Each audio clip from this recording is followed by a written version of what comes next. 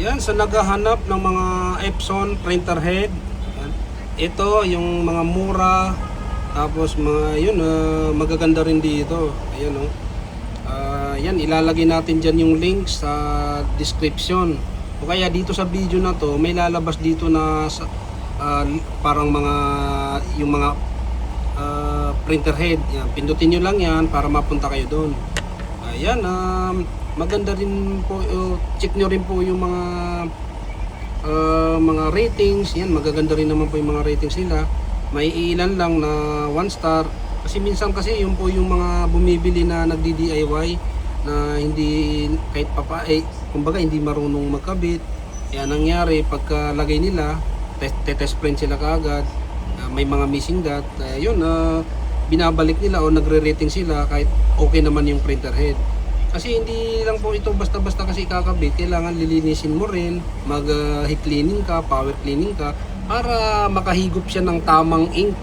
Kasi pagka kasi bagong kabit yan, tingnan niyo naman mo po, meron po yan mga liquid or chemical na para hindi ito magasgas. Kaya pag nilagay niyo yan, kailangan yung mag-cleaning.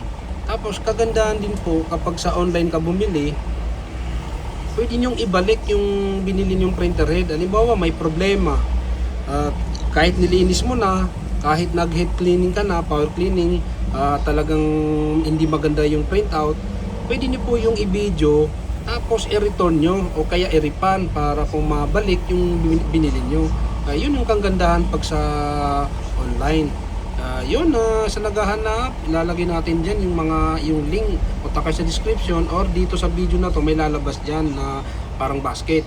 Kaya check nyo rin po yung mga compatible, yan, kung ano yung mga model nyo, yan, mayroon po dyan. Yun, para mabilis nyo mahanap. Kaya yan, linagay ko na dyan. Yun, huwag niyo pong kalimutan i-like yung ating video para para hindi na kayo mahirapan maghanap.